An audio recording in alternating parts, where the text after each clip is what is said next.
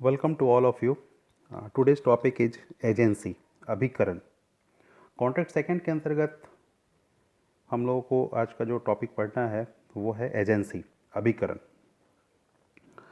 अभिकरण क्या है, इसको जानने से पहले एक समझ लें। जैसे अगर कोई व्यक्ति है मिस्टर ए, मान लीजिए कोई व्यक्ति है mister A.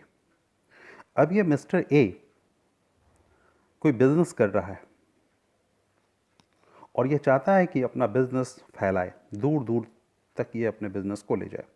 Delhi, Bombay, Calcutta, Madras, foreign में, अमेरिका, इंग्लैंड, ऐसा जो बिज़नेस करना चाह रहा है। अब इसका बिज़नेस बहुत ज़्यादा बढ़ गया तो ये हर जगह बिज़नेस करने के लिए जहाँ जहाँ इसके बिज़नेस जाएंगे उन जगहों पे अपने बिज़नेस को ले जाने के लिए इसे वहाँ जाना होगा और वहाँ जा करके वहाँ पे उस बिज़नेस को इस्टेब्लिश करना होगा। जब भी किसी बिज़नेस को इस्टेब्लिश करना होता है तो उसके जो बेसिक्स हैं, जो बिज़नेस की बेसिक ज़रूरतें हैं या बिज़नेस से संबंधित जितनी भी फॉर्मेलिटीज़ हैं, जितनी भी बातें हैं, जितने भी कंडीशंस हैं, उनको फुलफ़िल करना होता है। अब यह व्यक्ति जैसे जैसे इसका बिज़नेस बढ़ता है मिस्टर ए का, मिस्टर ए के काम बढ़ते हैं। तो मिस्टर ए एक साथ तो प्रत्येक जगहों पे उपस्थित नहीं हो सकता है, लेकिन इसे अपने बिज़नेस को फैलाना है। जैसे मैकडोनाल्ड्स है, मैकडोनाल्ड्स अपने बिज़नेस को फैलाने के लिए उसके बिज़नेस कई कंट्री में फैले हुए हैं और मैकडोनाल्ड्स का मालिक हर कंट्री में तो जा नहीं सकता है। वो क्या करता है, वो हर जगह पे जहाँ पे बिज़नेस उसका फैलना है वहाँ पे अपने एक किसी न किसी व्यक्ति को, मिस्टर मान लीजिए बी को यहाँ खड़ा कर दिया, सी को, डी को, मिस्टर ई, मिस्टर एफ, मतलब हर जगह पे किसी न किसी डेलीगेट्स को वहाँ पे रखता है कि बिहाफ ऑफ द ए ये काम करे, मिस्टर बी क्या करे, यहाँ पे काम करे।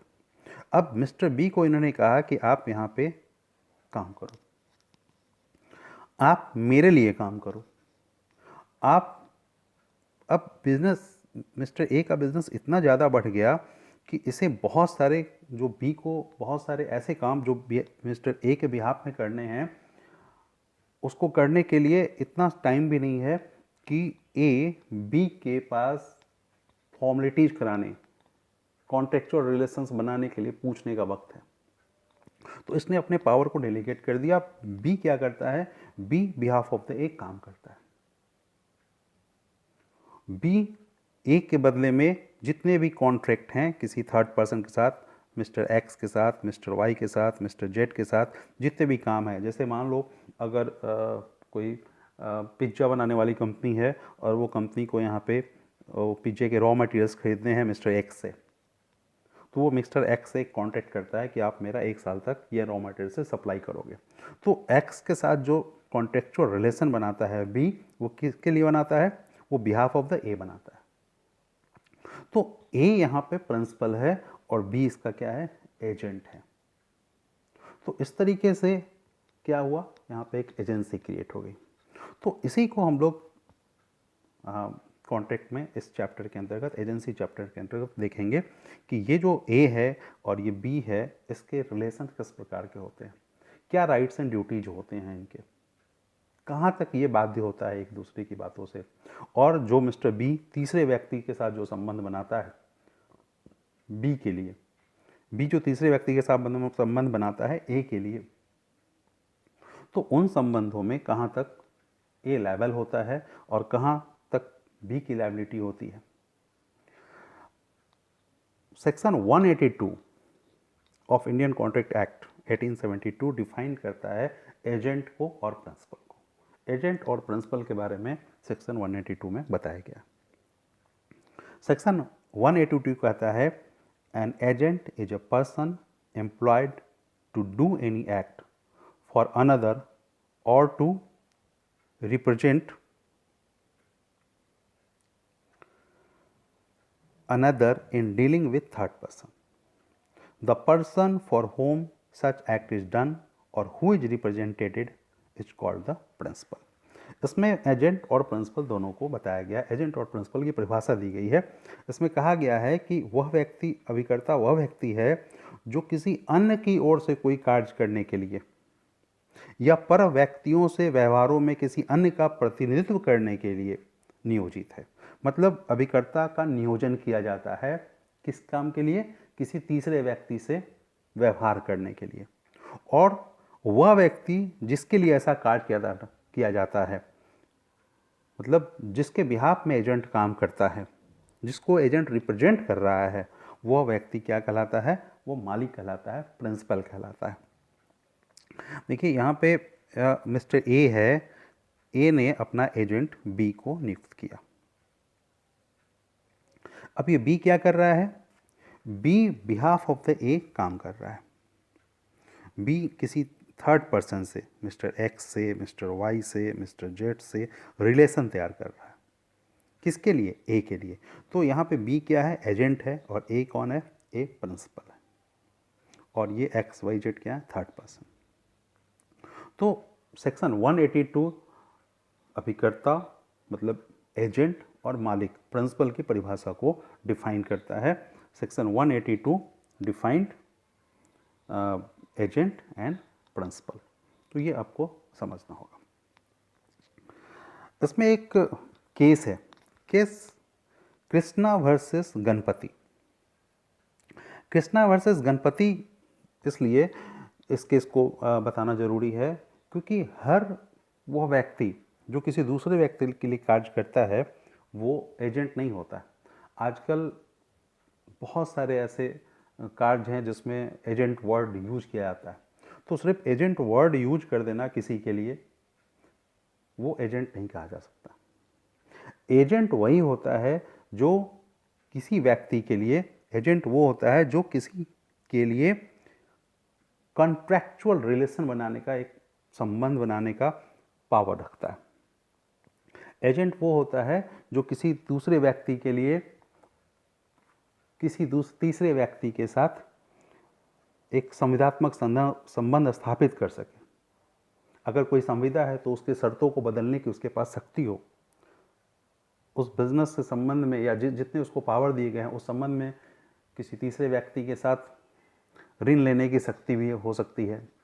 मतलब जो प्रिंसिपल कर सकता है, प्रिंसिपल ने जो शक्ति उसको दी है, वो स्वयं उसको उस शक्ति के साथ किसी तीसरे व्यक्ति के साथ रिलेशन बनाने के लिए की ताकत दे देता है। तो इस तरह के जो संविदात्मक संबंध जहाँ पे दिखते हैं, जहाँ दिखाई देते हैं, वहाँ हम कह सकते हैं कि एजेंट एंड प्रिंसिपल है, वहाँ पे एजेंसी क्रिएट हो रहा है। कृष्णा वर्सेस गणपति के मामले में भी कहा गया कि एजेंसी वो है जहाँ अभिकर्ता मालिक के लिए संविदात्मक संबंध स्थापित करता है, किसी संबंध को समाप्त करने का या किसी तरह का कॉन्ट्रेक्चुअल रिलेशन बनाने का या किसी शर्तों को बदलने का। इस तरह की शक्तियां अगर दिखती है किसी व्यक्ति में तो कहा जा सकता है कि यह प्रिंसिपल और एजेंट के तरह काम कर रहा है। मतलब यहाँ पे एजेंसी क्रिएट हो रही है।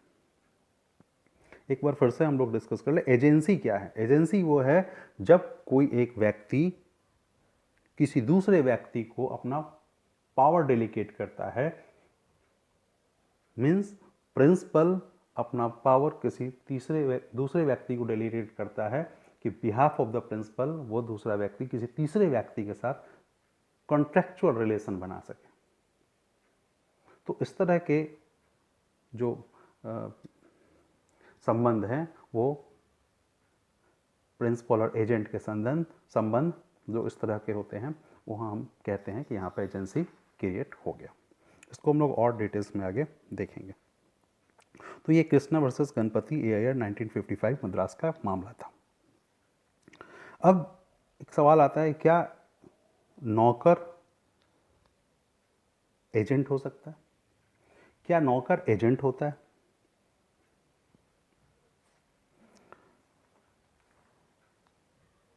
क्या सर्वेंट जो कि किसी मालिक के लिए काम करता है उसको कॉन्ट्रैक्चुअल रिलेशन बनाने की शक्ति होती है? Laxmi Narayan Ram Gopal and sons versus Hyderabad government एक मामला आया था और इस मामले में कुछ अंतर बताए गए। नहीं, सर्वेंट जो होता है वो दिखने से तो लगता है कि वो मालिक के लिए काम कर रहा है, लेकिन वो एजेंट नहीं होता है। हर वो व्यक्ति जो मालिक के लिए कार्य कर रहा है वो एजेंट नहीं होता है। एजेंट वह व्यक्ति होता है जो मालिक के बिहाफ में कॉन्ट्रैक्चुअल रिलेशन कायम कर सकता है किसी तीसरे व्यक्ति के साथ। मतलब एजेंट को मालिक के स्थान पर कार्य करने और किसी दूसरे व्यक्ति से संबंध बनाने की शक्ति होती है, लेकिन नौकर को इस प्रकार की शक्ति नहीं होती। एजेंट हमेशा मालिक के जो निर्देश होते हैं उस निर्देश के अनुसार कार्य करता है, लेकिन वो मालिक के नियंत्रण में काम नहीं करता है। मालिक हमेशा वहाँ नहीं होता है उसको बताने के लिए।